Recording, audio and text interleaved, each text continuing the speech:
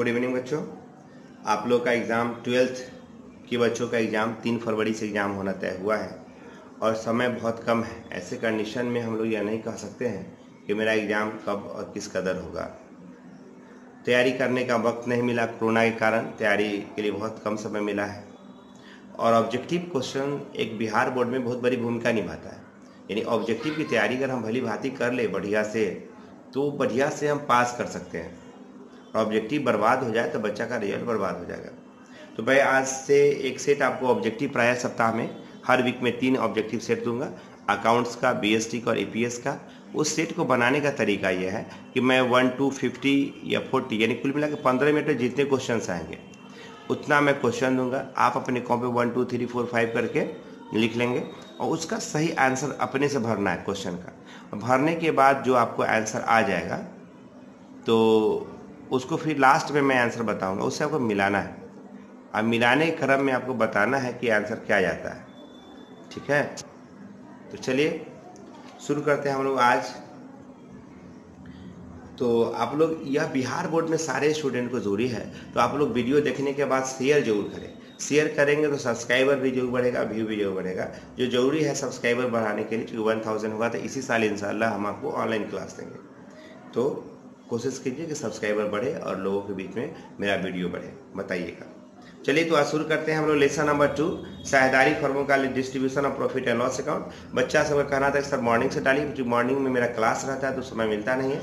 Evening में मैं कुछ फुर्सत में आता हूँ, घूमने जा रहा था, मैं फिर याद आया कि चलो बनाता हूँ कुछ बच्चों के लिए, तो बनाने जा रहे हैं। और संजीदगी के साथ आज हम लोग पहला दिन 30 क्वेश्चन का सेट देंगे। 30 क्वेश्चन आप लोग देखेंगे और उसमें पहले 1 2 3 4 करके लिख लीजिए और क्वेश्चन सुनिएगा और आंसर लिखिएगा। ठीक है, तो अब क्वेश्चन ये रहा। पहला क्वेश्चन, भारत में साझेदारी फर्म किस अधिनियम के अंतर्गत नियंत्रित होती है? मतलब which act regulate partnership firm in India? साझेदारी अधिनियम 1932, पार्टनरशिप एक्ट 1932, विनिमय साझा अधिनियम 1881 यानी निगोशिएबल इंस्ट्रूमेंट एक्ट 1881, कंपनी अधिनियम 2013, कंपनी एक्ट 2013 या सेल ऑफ गुड्स एक्ट 1930 यानी माल विक्रय अधिनियम कौन है? तो आपको बताना है कि इंडिया में पार्टनरशिप एक्ट जो रेगुलेट होती है वो कौन सा है? 1932, 1918, 2013 या 1930? कौन है बताना है। यहाँ पे बच्चा एक दो चीज बात लिख लेना कि कंपनी एक्ट कितना है, ये लिख लेना। क्वेश्चन नंबर 2, एक सामान्य साझेदारी में साझेदारों की अधिकतम संख्या कितनी होगी? एक जनरल पार्टनरशिप में सदस्यों की अधिकतम संख्या कितनी होगी? आप लोगों को बताए होंगे, आप लोग नोट किए होइएगा, याद है? चलिए विकल्प सुनिए। मैक्सिमम 20, 50, 10 या 7? कौन होगा वो आप अपने आंसर में लिख दीजिए। क्वेश्चन नंबर 3, तो आइए 3 पर देखते हैं। क्वेश्चन नंबर 3 है, किसी समझौते के अभाव में साझेदारी फर्म के लाभ एवं हानि विभाजन किया जाता है। In absence of partnership agreement profit and loss distributed into, किस में बांटते हैं? आपका विकल्प नंबर पहला इक्वली बराबर, नंबर 2 इन कैपिटल रेशियो पूंजी का अनुपात, नंबर 3 इन डिफरेंट प्रोपोर्शन अलग अलग अनुपात में, नंबर 4 यानी डी नंबर इनमें से कोई नहीं, नन ऑफ दिस। सुन लिए, मतलब absence of partnership deed profit and loss distributed into किस से बढ़ते हैं। क्वेश्चन नंबर 4, साझेदार के पूंजी खाते का शेष कम हो जाता है। साझेदार के पूंजी खाते का शेष क्या हो जाता है? कम हो जाता है। यानी the balance of capital account of partner is decrease by, किस से उसका कैपिटल अकाउंट कम हो जाता है? तो पहला है इंटरेस्ट ऑन कैपिटल से, दूसरा इंटरेस्ट ऑन लोन से, तीसरा इंटरेस्ट ऑन ड्राइंग से या चौथा कमीशन से। किससे साझेदार का पूंजी कम जाएगा, आपको इसके बारे में बताना है। विकल्प एक बार फिर से सुन लीजिए। इंटरेस्ट ऑन कैपिटल से यानी पूंजी पर ब्याज से, नंबर 2 इंटरेस्ट ऑन लोन से यानी ऋण पर ब्याज से, इंटरेस्ट ऑन ड्राइंग आहरण पर ब्याज से या कमीशन देने से। ठीक है। Question number 4, current account is a, चालू खाता कौन सा खाता है? पर्सनल अकाउंट और रियल अकाउंट, नॉमिनल अकाउंट, इनमें से कोई नहीं। नंबर 6, किसी ठहराव की अनुपस्थिति में यानी एब्सेंस ऑफ पार्टनरशिप एग्रीमेंट साझेदार पाने के अधिकारी है, साझेदार क्या पाएंगे। यह क्वेश्चन सीपीटी का जो फरवरी एग्जाम हुआ था 2007 में, उसमें क्वेश्चन आया था पार्टनरशिप से। इसका है पहला salary, number 2 share in profit in capital ratio, interest on loan and advance, और डी कमीशन। क्या पाने का अधिकारी है, आप निर्णय करें और बताएं। मतलब याद रखिएगा एब्सेंस ऑफ पार्टनरशिप में बताएं, ठीक है। साझेदारी संलेख की अनुपस्थिति में, पहला ही क्वेश्चन में मैं लिखाया था नोट करके। क्वेश्चन नंबर 7, साझेदारों द्वारा फर्म को दिए गए अग्रिम पर ब्याज है, interest on advance given to the firm provided by partnership is. क्या है, एक एप्रोप्रिएशन है यानी विनियोजन है, एक गेन है मतलब लाभ है, एक चार्ज है एक प्रकार का एक प्रभार है, और नंबर डी इनमें से कोई नहीं, नन ऑफ दीज। आगे हम देखते हैं 5 नंबर में, निम्न में से किसे पूंजी खाते के क्रेडिट पक्ष में नहीं दिखाया जाता है। निम्न में से किसे पूंजी खाते क्रेडिट पक्ष में नहीं दिखाया जाता है। Which of the following is not show on credit side of the capital account. क्या है, जब आप कैपिटल अकाउंट खोलते हैं तो अपने उसके सीआर साइड में, पूंजी खाते के क्रेडिट साइड में क्या नहीं लिखते हैं। डेबिट इधर होता है, क्रेडिट दाहिने साइड तुम्हारा होता है। Interest on capital, share of profit, drawing या सैलरी। ए नंबर में है interest on capital, B number में share of profit, C number में है ड्राइंग और डी नंबर में है सैलरी। भर लीजिए, एक तो लिख लीजिए, आगे चलिए क्वेश्चन नंबर नेक्स्ट आपके लिए। साझेदारी समझौता कहलाता है, पार्टनरशिप डीड इज कॉल्ड। ये क्वेश्चन बिहार विद्यालय परीक्षा समिति में 2019 में पूछा है कि साझेदारी समझौता क्या कहलाता है। एक प्रोस्पेक्टस यानी प्रविवरण कहलाता है, आर्टिकल ऑफ एसोसिएशन यानी पार्षद अंतर्नियम कहलाता है, साझेदारी के सिद्धांत प्रिंसिपल ऑफ पार्टनरशिप कहलाता है, या डी नंबर में साझेदारी संलेख पार्टनरशिप डीड कहलाता है। लिख लिए साझेदारी समझौता क्या कहलाता है, ठीक है। क्वेश्चन नेक्स्ट 10 नंबर में है, साझेदार सामूहिक रूप से कहलाते हैं। Partners are collectively is called. समूह में अगर पार्टनरशिप हो उसको हम लोग क्या कहेंगे। नंबर पहला, साझेदारों के समूह को फर्म कहते हैं, को वेंचर सहसासी कहते हैं, को पार्टनर सह साझेदार कहते हैं, या डी नंबर में सह व्यवसायी यानी को बिजनेसमैन कहते हैं। क्वेश्चन है साझेदारी के समूह को क्या कहते हैं। अब आइए क्वेश्चन 11 देखते हैं।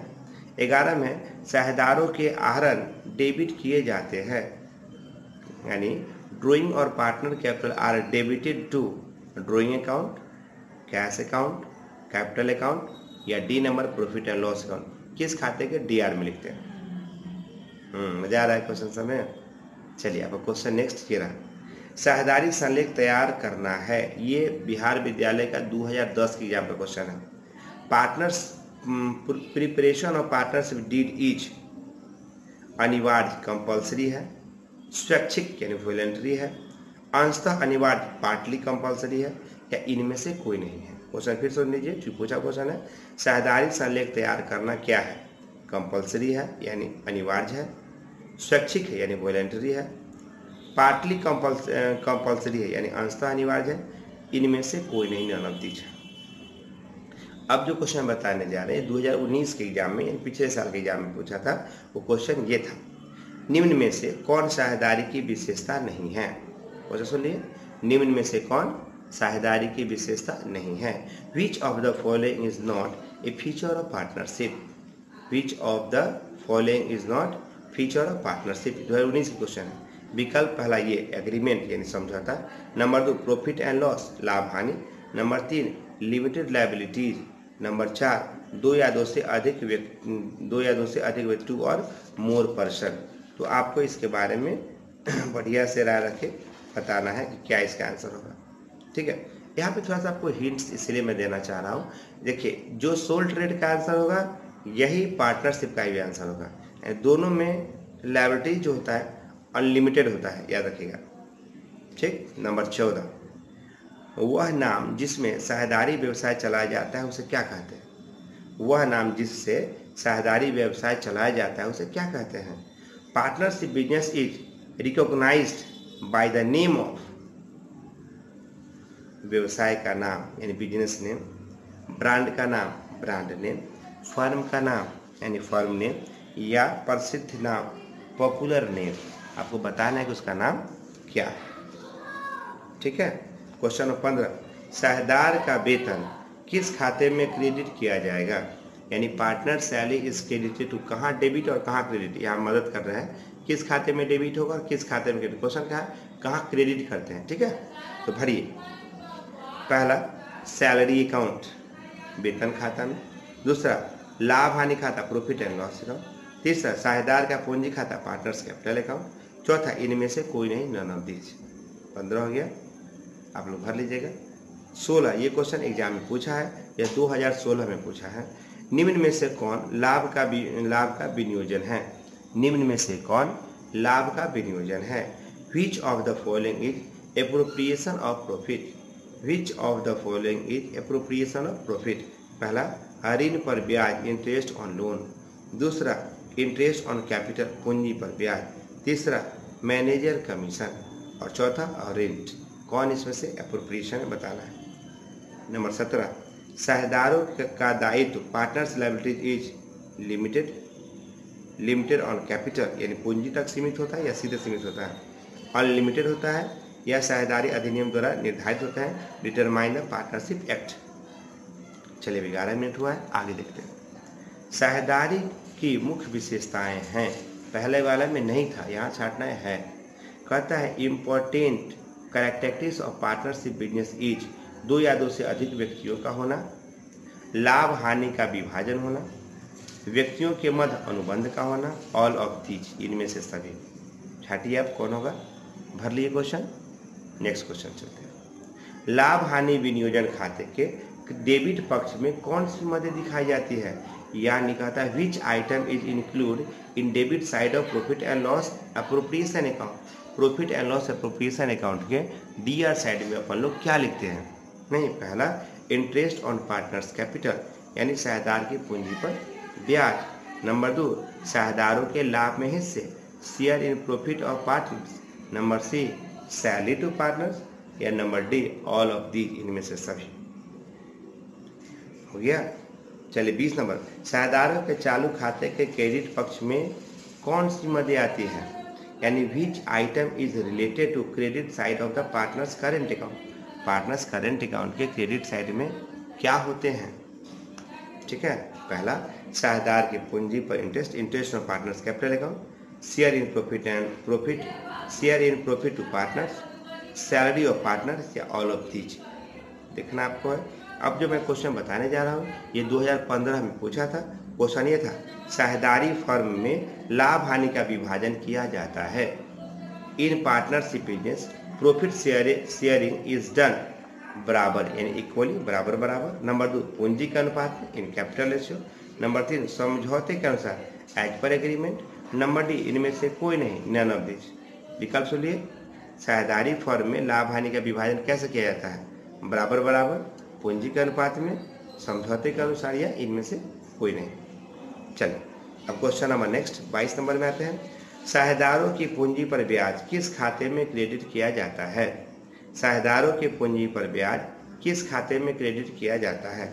Interest on partners capital is credited to interest account, profit and loss account, partners capital account, या profit and loss appropriation account. विकल्प सुन लिए हैं, interest account, profit and loss account, partners capital account, या profit and loss appropriation account. 20 हो गए, 22 हो गए।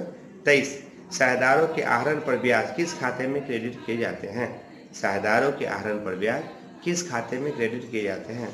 Interest on partners drawing is credited to interest account, profit and loss appropriation account, profit and loss account, या partners capital account. Number 24 पूंजी खाते परिवर्तनशील होने पर, पूंजी परिवर्तनशील मतलब फ्लक्चुएटिंग होने पर साझेदारों के लिए कौन से खाते खोले जाते हैं? In case of fluctuating capital account which account are open for partners? Only partners capital account, both capital and current account, only partners current account, capital and current account. आपको बताने से तो कोई एक आंसर। और 25 नंबर में यही question बताते हैं आपको। लाभ हानि नियोजन खाते में कौन सी मदें नहीं आती है? आपको बताना है, जो मैं आइटम विकल्प बताऊंगा इसमें कौन सा खाता उसमें नहीं लिखते हैं। पहला पहला नहीं, इसका अंग्रेजी सुन लीजिए। विच item is not include in profit and loss appropriation account, यानी प्रॉफिट एंड लॉस अप्रोप्रिएशन में ये जो मैं बताने जा रहा हूँ कौन सी नहीं लिखे जाते हैं। ठीक है, पहला क्वेश्चन साझेदारों के वेतन पार्टनर सैलरी। नंबर 2 पूंजी पर ब्याज interest on capital. Number C साझेदारों के आहरण पार्टनर्स ड्राइंग, आहरण पर ब्याज इंटरेस्ट ऑन ड्राइंग। ठीक है, ये क्वेश्चन नंबर 25 हो गया। क्वेश्चन नंबर 26 सुन लीजिए, 30 तो बता के बंद कर देंगे, है ना। 30 यदि एक साझेदार प्रत्येक माह के प्रथम दिन, बच्चा ये लिख लो, कॉपी निकालो, प्रथम माह के प्रथम दिन 5,000 रुपये का आहरण 1 वर्ष तक करता है तो 5% की दर से उसे पूंजी पर कितना ब्याज मिलेगा। मैंने लिखाया था माह के शुरू में, माह के मध्य में, माह के एंड में, तिमाही के शुरू में, तिमाही के मध्य में, तिमाही के अंत में, n+1/2 n/, याद है ना फॉर्मूला। तो बताइए यदि एक साझेदार प्रत्येक महीना के शुरू वाले दिन में 5,000 रुपये निकालता है और ये पूरे साल तक और 5% पूंजी पर ब्याज है तो उसको इंटरेस्ट ऑन कैपिटल कितना होगा, 1,625 रुपया। नंबर 1। नंबर 2 1,675 यानी 1,675। सी 2,500 2,500 यानी 2,500 रुपये। और नंबर डी 1,500 यानी 1,500 1,500। क्या इसका आंसर होगा 25 26। एक साझेदार प्रत्येक माह के मध्य में, कब निकाला है, माह के मध्य में 3,000 रुपये निकालता है तो 5% की दर से वार्षिक ब्याज क्या होगा। मिडिल ऑफ द मंथ, हर महीना में साल भर तक वो 3,000 रुपया निकालता है और इंटरेस्ट ऑन कैपिटल का रेट अगर 5% है तो आपको बताना है कि इंटरेस्ट ऑन कैपिटल कितना होगा। आपका विकल्प ये रहा, number 1 1,500, number 2 500, number C 900, number D 750 रुपये यानी 750 रुपये। नंबर 28 एक साझेदार प्रत्येक माह के अंत में 6,000 रुपये निकालता है तो 5% की दर से बताइए उसके कैपिटल पर इंटरेस्ट कितना होगा।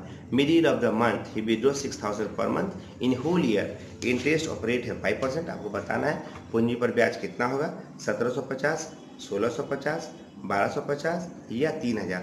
पहला है 1,750, बी में है 1,650, नंबर सी 1,250 या नंबर डी में है 3,000। आपके लिए क्वेश्चन नंबर 29 ये रहा।